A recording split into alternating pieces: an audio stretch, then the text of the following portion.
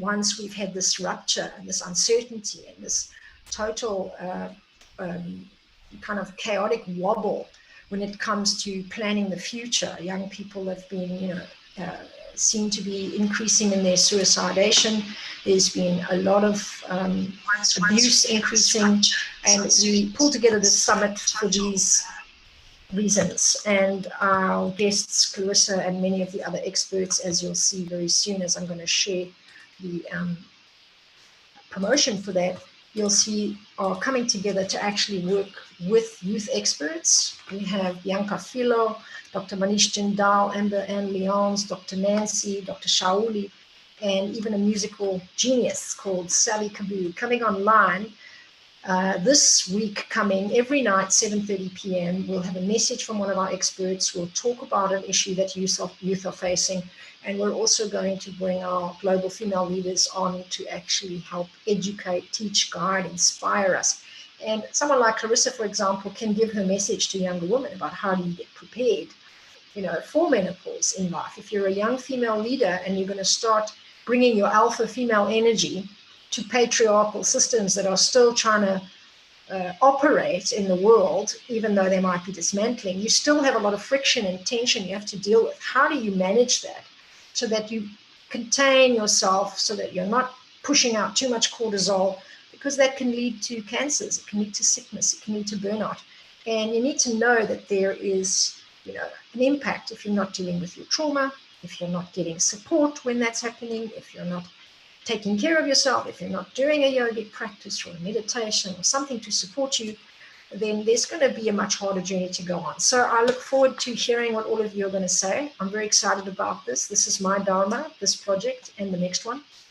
And it's a way for me to give back to the community, because during lockdowns, maybe you don't know, maybe you do, I did a lot of online crisis management with people, and really was training people together with Viola Edwards and all these great experts you see coming on and off these projects on what we can do to deal with all this uncertainty, and how do we manage our egos when we are in a state of chaos and shock. And in that, it was mapping daily the increasing statistics on domestic violence, child abuse, and suicidation. And this is where we came together as experts saying we need to do something. We can't just troubleshoot for now. We've got to think, how do we really inject some guidance for young people into their futures? And Woman of Truth is very interested in supporting young leaders. So we're bringing this work to you as an offer to the young people of your community. If you know you have sons and daughters, teenagers that need a little support, and even if you think they don't, I would recommend you refer them on. And if you're not sure if they're receptive, suggest they come to one of the sessions with young people, because we have sessions where young people are talking about issues like Bianca Filo. She's a human rights lawyer of South Africa, very passionate about gender-based violence.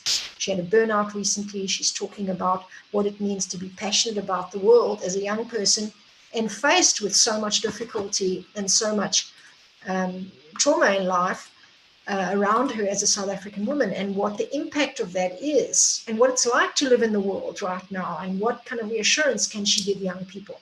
That kind of relatedness, shared perspective, that love and passion for life around you as a young person, listening in can bring a lot of reassurance and support for other young people. So if you have cousins, daughters, sons, friends, young people that you think or need a little bit of love, a little bit of support, send them along. 7:30 p.m. every night, live with me, one expert, one leader, the musical genius of Savvy Kaboo. Savvy is an MC, hip-hop maker, commissioned to support a young artist once a year.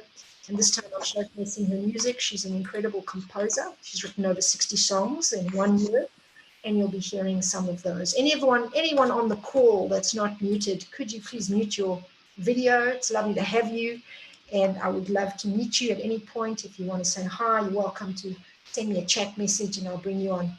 So thank you to Clarissa, thank you to Sarah. You'll be seeing her teach a class very soon in 40 minutes on Shakti dance. And now I want to share with you Dr. Francesca Richardson's work. Thank you, Clarissa. Thank you, Sarah. And sharing with you now one of my other female leader partners on revolutionizing the future of women's health is Dr. Francesca Richardson. Now, this is a profound conversation that I've had with Dr. Francesca, which was really all about the emotional labor that women provide as empaths or as caregivers. Women tend, pardon me, something fell down. So women are the ones that tend to take care of the kids. They're the ones that tend to take care of the elderly. So there are a lot of women giving their emotional labor out into the world. And as we begin this discussion about emotional labor, I want to then bring in a little bit more information to you about some warning signs, some things to take heed on from Dr. Francesca's work and research. Now, Dr. Francesca is, pardon me, just trying to see here if we can record this session. Let's just see. So Dr. Francesca has in fact done some extensive research on what is called emotional labor. And she found that emotional labor is an act of service that women give to their communities, to their daughters, their sons, their team leading ability is profound, and therefore they run families and provide a kind of caregiving service. And this is work that is unpaid, you could say.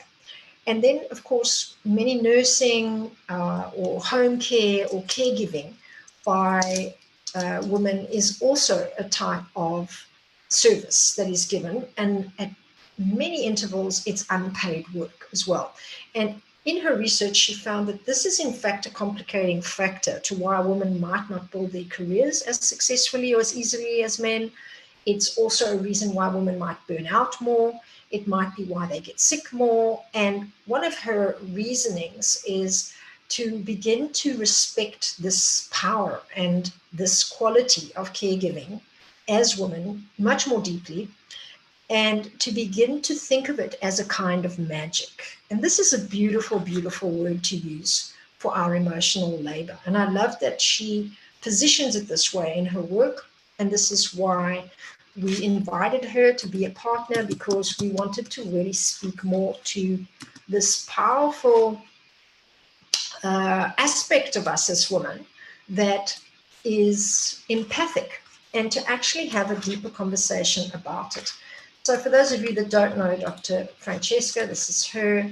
You get a quick picture of her here from me, and you'll get a sense that, in fact, she is a psychotherapist, someone in her crondom, someone in her postmenopausal time. So she has a lot of wisdom, a lot of creativity that she's devoted to this work, and is in fact very deeply involved in archetypal psychology, working a lot with the archetypes. She's also been instrumental in helping us accept and understand the importance of this way that women get programmed into the good version and the bad version of what we think femininity is, and how that skews and distorts our sense of value as well.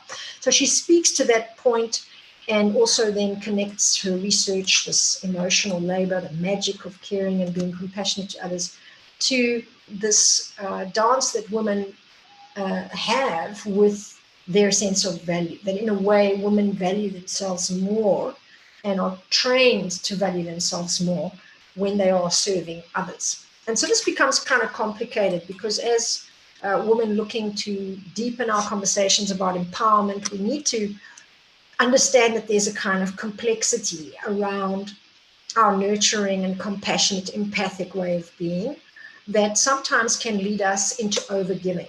And so this is really what I wanted to address tonight, because those of you who had the chance to do our meditation, you might have seen that we had a chance to look at how our programming came through our relationship with our mothers. And so this is a chance to begin to ask this bigger question of yourself: is what is the understanding you have about giving and serving others versus how you take care of yourself? Because if you are someone that is very empathic, or you tuned into how other people feel, or you've been trained or learned in your life to be more mindful of what others need, it could be that you end up doing something called self-abandoning. And if this is something that you notice you do already, but you don't honor the commitments you have with yourself, you might decide to do something that you know is for your own good or really going to help you, like maybe rest after running a party. But instead of doing that, you end up going and offering to help someone else do something else and not resting and taking care of yourself. That is an example of self-abandoning. If you know you do that, you break contracts with yourself, you don't set really good boundaries, or you try to, but you don't manage. This is a very, very powerful conversation for you. And I would like to invite you to it tomorrow. We actually are going to be discussing self-abandoning and body image in the morning. If you have questions about this, I encourage you to join me to come and discuss it. We can make sure that we are on a private conversation when you ask your question.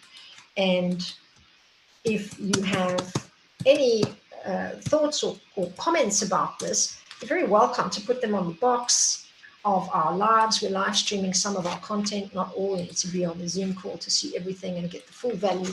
But really, this is a conversation I think we absolutely have to be having as women, because self-abandoning is very, very damaging in personal relationships with partners. And this is, in fact, something that can lead to abuse in relationships. It can lead to toxic femininity and harboring or establishing and consistently feeding a very damaging style of living or habit that encourages you to keep forgetting yourself.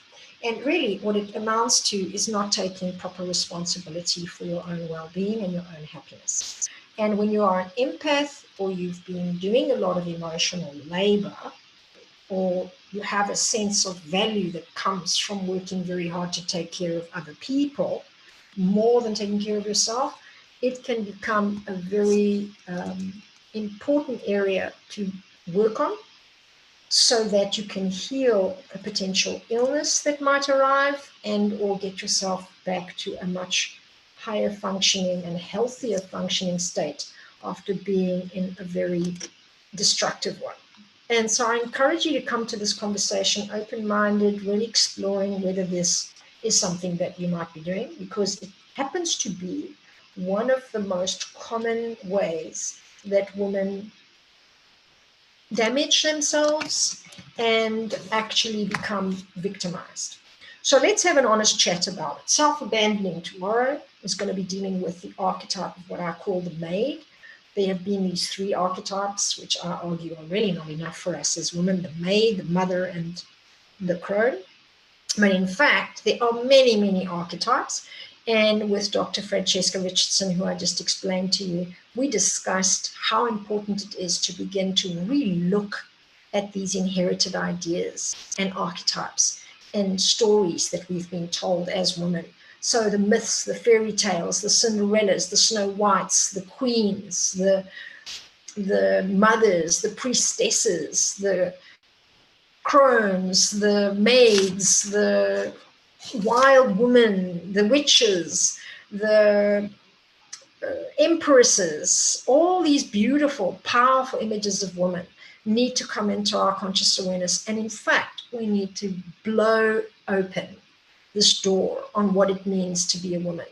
And we need to be standing in this place of true expanded consciousness and possibility, so that we become all that we are and not boxed in, limited, or stuck in some mold. It's time to crack the mold. A lot of my on social media will share with you that very powerful message. And in fact, there's great research to back it all up. And in fact, as you see now on this conference, lots of very specific voices, messages women on a mission that are bringing a certain angle to you about how to do this. So what does it mean to really take the message of Dr. Francesca Richardson into your life? It means that if you are someone that cares for other people, know that this is a gift that you are giving, and start to treat it as a place where you offer your magic to the world. And this magic that you offer helps people transform. Don't take it lightly. Don't overgive it. And don't do it to a point of depletion. Make sure that you are beginning to respect this as a kind of currency of relatedness, as a way of interacting with other people in the world that actually gives them something of great value. And look at how you can make sure that you are taking care of yourself as you do it. And you can find out more about how to do that tomorrow with our session on self-abandoning. For those of you that haven't been on the call, welcome.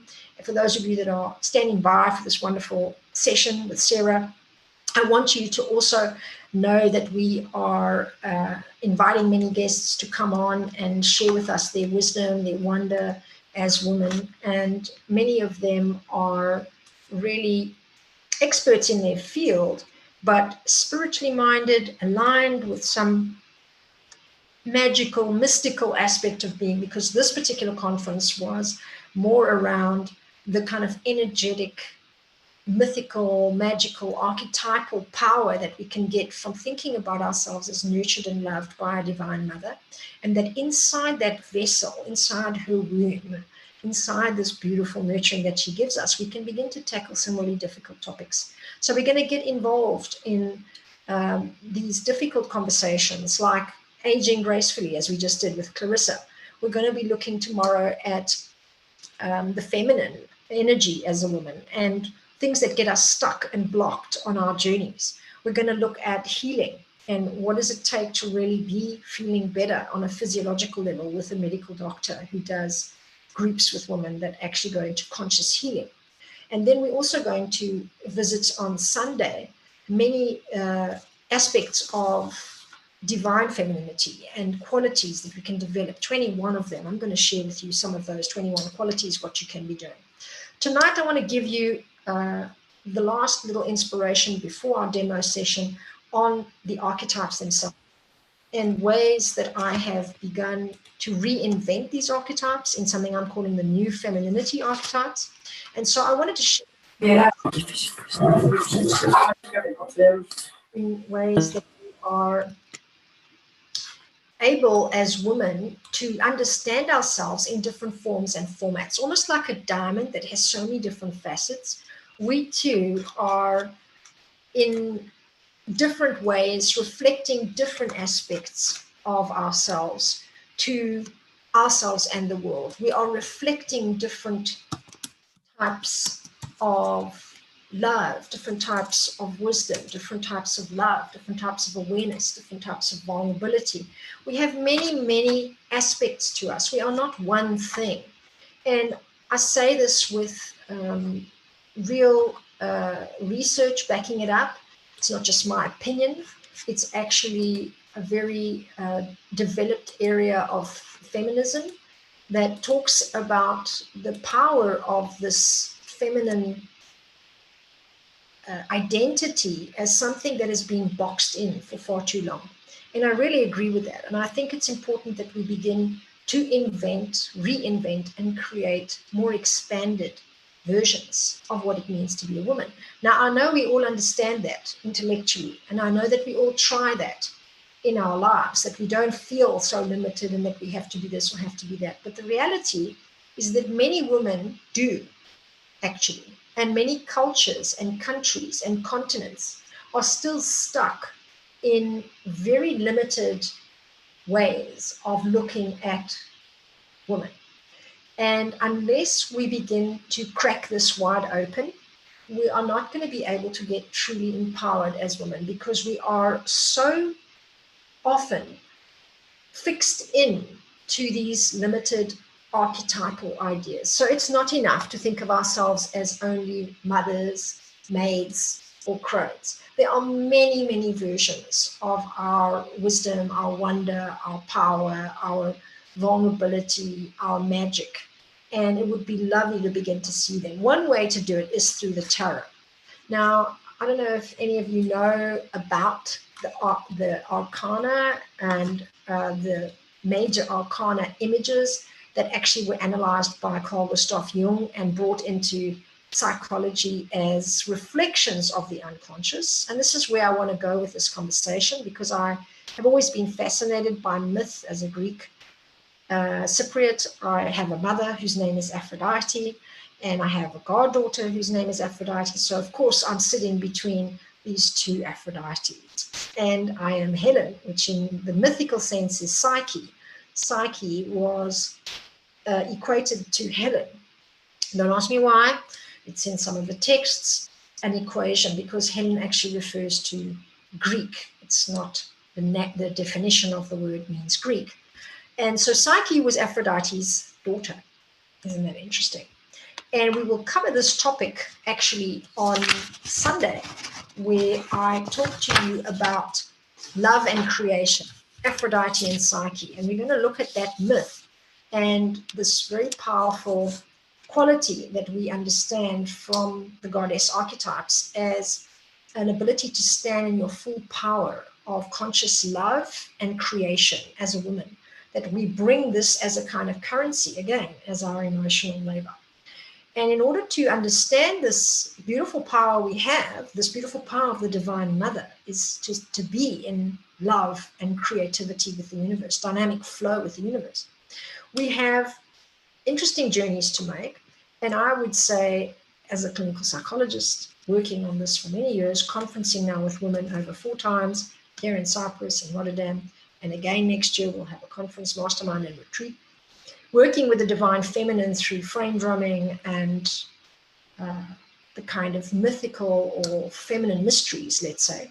It's very clear to me that in order to expand as women, we need to expand the images and the symbols that we have about our feminine power.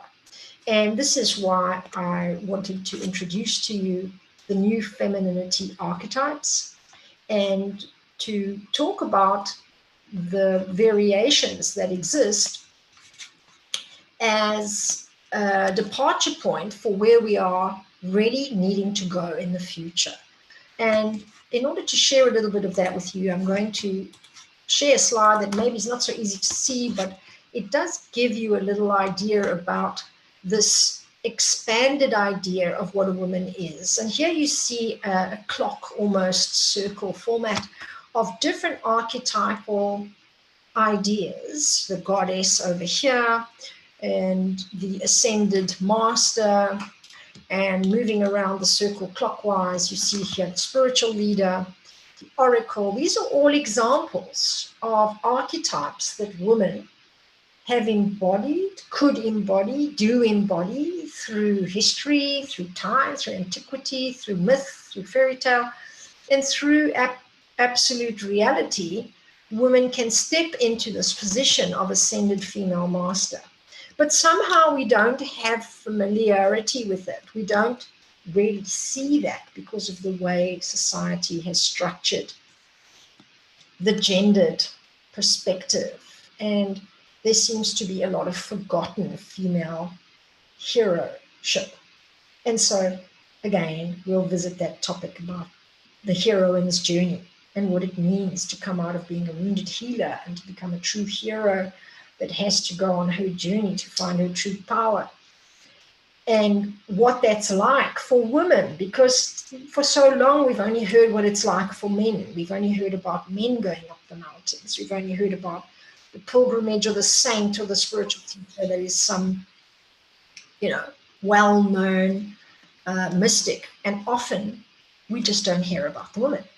So who are the women and what are their archetypal powers? Well, very similar to men, but also very distinctive. For example, oracles are often women in antiquity. And what is an oracle if nothing else than someone who brings the truth? So when women are deeply connected to their intuition and to their power of divination, is to be able to receive messages or receive the truth and be able to offer the truth to someone who's asking. this is an oracle. And this is, again, a beautiful way for us to see our power, our uniqueness, and our true spiritual actualization as women.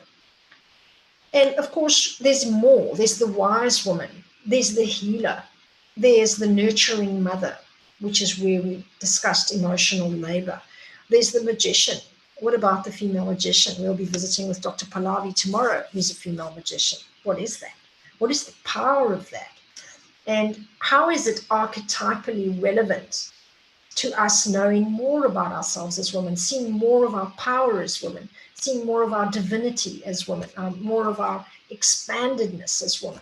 We need much of this conversation to inspire us and develop us through our lives.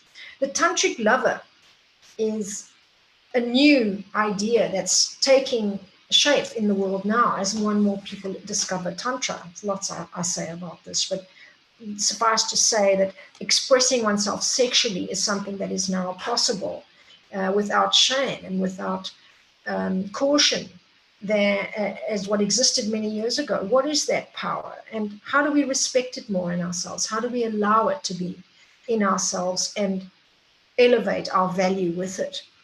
What is the warrior archetype of woman? And there is here this Amazon warrior, which is a very interesting archetype in and of itself. And then, of course, this earth mother, the one that we spoke about in the meditation. And then we even move to this mother divine, which is really what we are in respect for in our conference through this weekend, this very powerful archetype of the divine mother. So you see here how I'm sharing with you some ways to begin to think more deeply about your power as a woman, that you're not just a mother, you're not just a maid, and in other words, a single woman looking for your mate. You're not just a menopausal woman who has wisdom. You could be many different expressions of that. And I became really fascinated by this. So I started doing some deep research into what divine femininity really is and why so many of us are talking about it, but women are still very disempowered. For example, women are still very financially disempowered. Women are still only getting 2% of the funding when they start a business. Men get the rest. Why is that? Women are overqualified for positions. They don't actually get those jobs. Some of them don't apply because they don't feel like they have the criteria. What is that? Why is that? Why do women second guess themselves so much? And what are we still needing to work on in order to truly become powerful and fully expressed? Why do we still fight for rights? What is it in us that is still manifesting that outside? Very controversial for some people that I speak about in this way. And of course, also pretty confronting, but necessary, because there is always an inner state that creates the outer reality. And as women collectively, it's time that we begin to explore that more deeply, certainly from my perspective. So this is what I'm now sharing with you today, and coming into this work with Dr. Francesca Richardson over Valentine's Day, we began to see that two very powerful archetypes that we have to rework are the strongest ones that we've been programmed into as women. And the first one is this pregnant virgin idea that we shared earlier, that actually is split off from the sexually expressed tantric lover. And what we see is that for a very long time, and still now, women have been following, programmed by, and convinced into seeing their value as either very pristine, conservative, well-mannered, and in service of others, as Virgin Mary, constellating around this act of service that we give as women, that gives us value. Pardon me.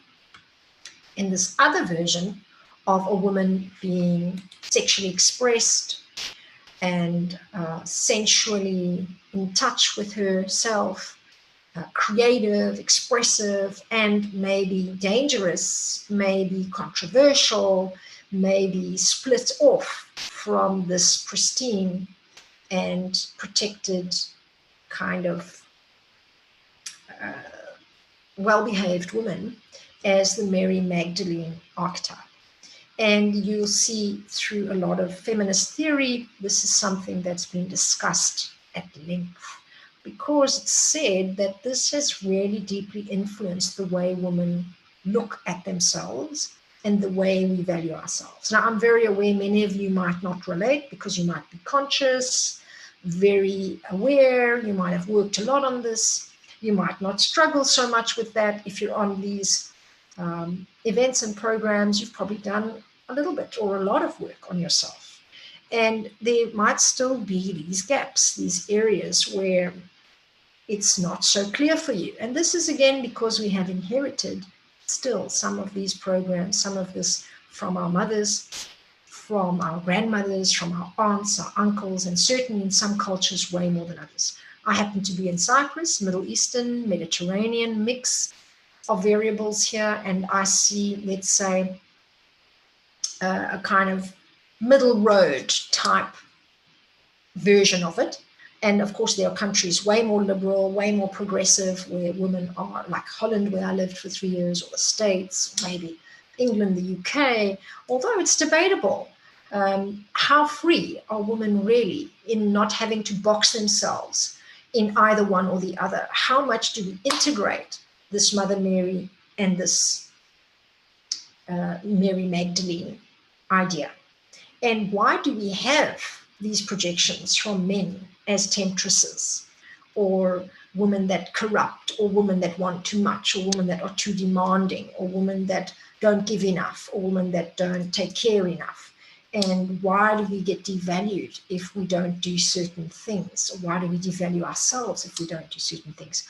All because of these unconsciously primed programs, ways of thinking about femininity. So I hope I've kind of convinced you that it's time to have a deeper conversation about all of it. I want to share with you just a little introduction to the idea of divine femininity by sharing with you a beautiful video on the great goddess of Cyprus.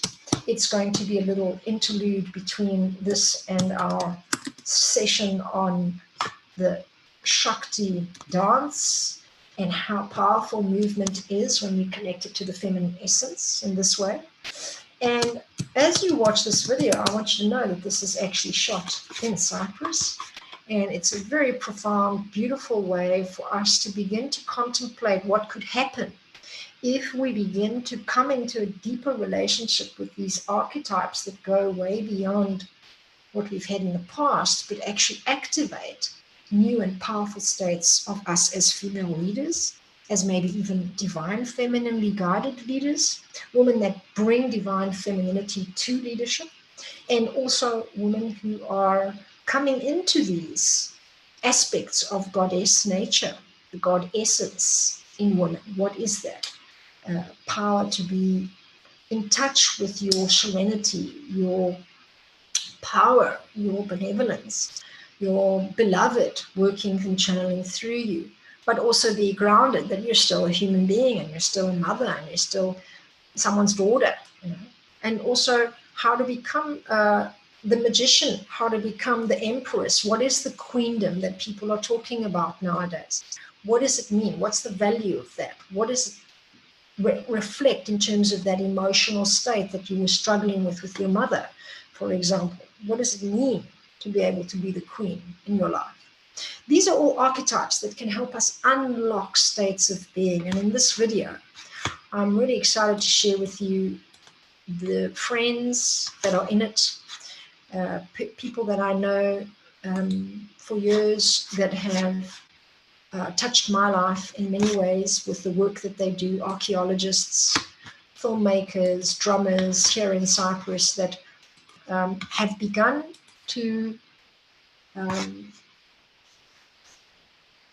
present this very powerful legacy of the great goddess culture of ancient times and what it means for us now in the modern world as women, and how not to trivialize it and how not to new ageify it, but how to take it in its true power and meaning as a force of reckoning with the legacy we inherit as women.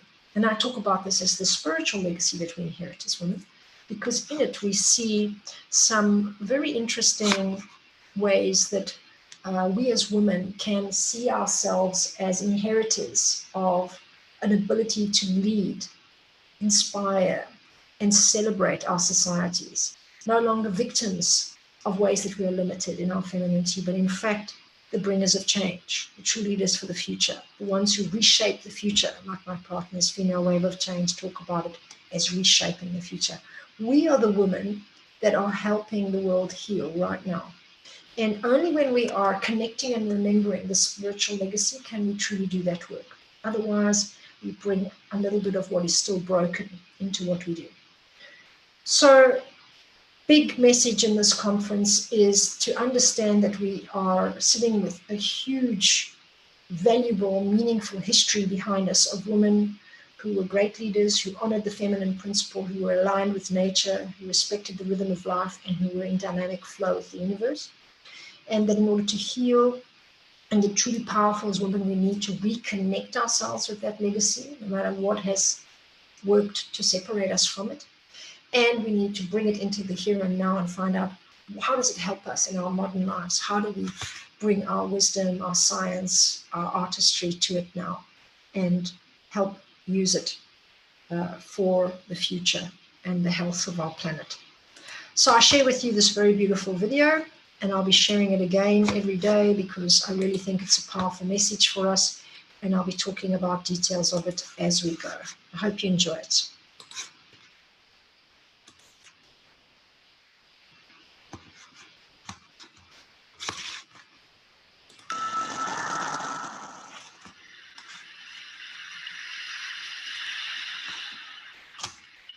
Την Αφροδίτη μου χωράς, ως η Θεός, ουδαν είπες, ουδέ μετρήσεας, ανώς υπέφυγε καθώς διέρχεται. Αυτή τρέφησε, καμέ και πάντας βρωτός. Τεκμήριον δε, μη όγον μόνο μάθεις, έργο δε δείξω το σθένος, το της Θεού.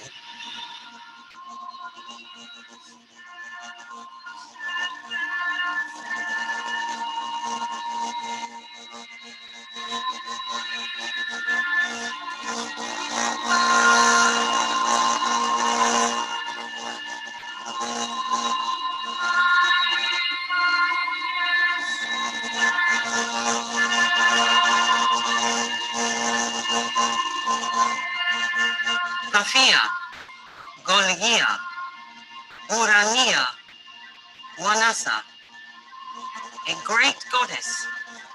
Her presence still remains in the collective memory of the people of Cyprus.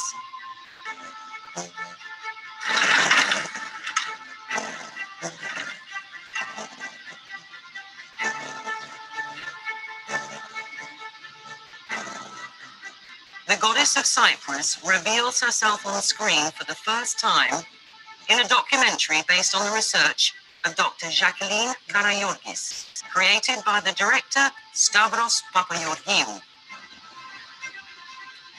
We dive into the depths of time, investigating known and unknown aspects of the history of the goddess Aphrodite on her island.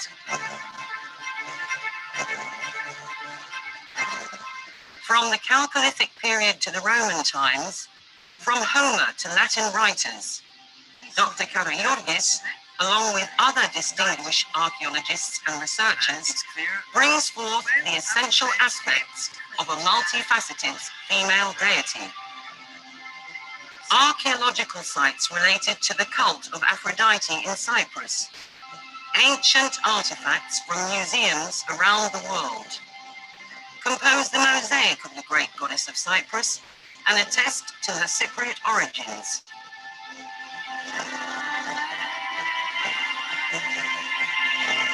Άνδρας, Κύπρος, Αφροδίτη, η μεγάλη θεά της Κύπρου.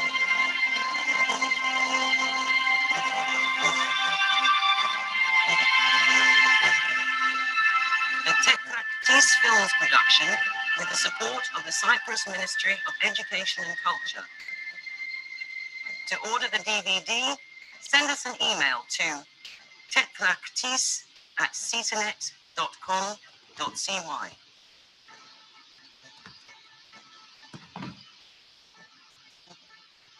And so the beautiful news I have for you is that video is a very powerful documentary about Cyprus, and it in fact is a friend of mine, Stavros, who created it, and he tells the whole story about the great goddess of Cyprus, and it is a DVD that you can buy and that I might in fact be putting in the guest packages for the conference guests, and maybe even showcasing a part of it at the conference where we will watch some of this footage.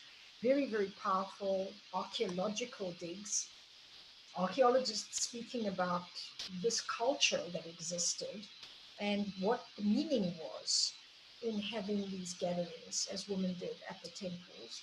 And more than this, also the real uniqueness of the Cyprus context where many, many cultures visited. So they brought different versions of the goddess here, and the museums and these digs, and the documentary talks about the different names. You heard them calling out the names. And so you saw the drummers, those are all friends of mine, the frame drummers of Cyprus 10 years ago. We all learned to play with the author of the book, When the Drummers Were Women, Lane Redmond. She's left a huge legacy on the planet about how in ancient times the drummers were women. And many, many of them existed in Cyprus and around this area. And there are many relics that talk about this culture, which was very misunderstood and very suppressed for many years. We're waking it up, we're bringing it to you here on the conference, retreat, and mastermind. We go into visits to these sacred sites. We look at and experience this essence that was being tapped into by these women, and we reactivate it. And so there will be activations here, and in fact, even some thoughts of organizing amphitheater concerts with frame drum teachers from around the world. Very exciting time for me. It's a way where all of my year's work comes together, culminates, and integrates into true divine feminine leadership training and reactivation. I invite you to it. You're my welcome guest at any point. If you'd like to know more, you follow our pages. Women of Truth Yin is where we visit and gather. All pre-qualified women who answer questions to come into the group. Any of you on the calls who sign up for this, you'll be on my list. You'll get information about this, summits, and many more things that we do. And in February, we'll have a very special event where we are going to be supporting young leaders, young female leaders. And we'll be having some big conversations about what can be done to support young female leaders for the future. I welcome now my new guest, Sarah Avtar. I just met her tonight. She was referred by Sarah Yaga, a very special colleague and partner from Malta. Sarah Yaga is actually working a lot on the menstrual cycle. She's also a yoga teacher. She facilitates the panel on Sunday where Sarah Avtar will also be speaking. And tonight, Sarah's going to give us a demo on Shakti, the power of Shakti. And I know in ancient Greek, we also talk about this Shakti energy, as I keep referring to it as the feminine essence. And I've spoken with many friends and colleagues from India. I actually have a whole group I work with mantra and Nad yoga, as I'm trained as a Nad yoga practitioner and Kundalini teacher. And we talk a lot about the interesting connections, Sarah, I don't know if you know, between ancient Greek understanding of divine femininity and Shakti power. And it's so interesting that Greeks and Indians are having this conversation because we don't have very much in common, but actually culturally and on this level, we have some really powerful synergies. So I'm very excited to share the session with you. And for all the women on the call, this is a true treat. It came in last minute. And Sarah has extensive experience in this, so we're really lucky to have her. Thanks so much, Sarah. Over to you. Thank you so much. Thank you for having me. It's really an honor to be here. So yes, I would like to welcome you to a taster, and it really is just a taster of Shakti dance. We won't be able to practice all of the sessions, all of the phases within the session, and go as deeply as we would normally.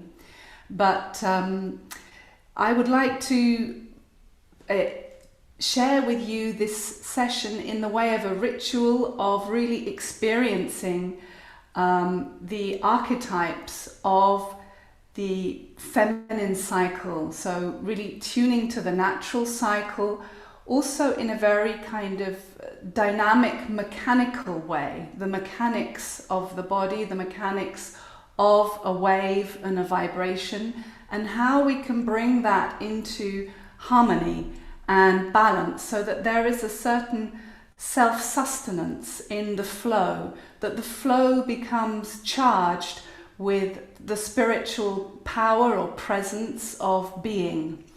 So when we consider our reality and our universe, it is a vibrational reality, and that vibration is Shakti. And so Shakti has three different main expressions. I mean, there are many expressions of Shakti, because Shakti also just means power. So there are many different forms of animation and power. But we can divide it up into 3 or into 4 main principles. And just as we speak more in the Celtic traditions of the maiden and the mother and the crone, or maybe the shaman and the crone, we have also in the yogic tradition and the Hindu mythology, we have the Sarasvati, who would be like the springtime of the maiden. We have Lakshmi, who would be like the abundance of the summer and the mother. And we have Kali, who would be like the autumn and the winter of the shaman and the crone. And perhaps we would even say Mahakali as the deep winter, when we go into the phase of hibernation, moving inwardly away from the manifest expression. And so within every cycle, every circle, in every wave, every pulse, we have all of those 3 or 4 archetypes embedded within that. And in between, along the way, we have all of the sub-archetypes, or the different nuances in between. So today, because we don't have so much time, I'll just be working with these 3 main principles. And so we'll be using also mantra together with the movement, and it will mainly be Sanskrit mantra, but we will open with an English mantra. And the versions of the mantras that we'll be using are all music that I've recorded, and I can give you some links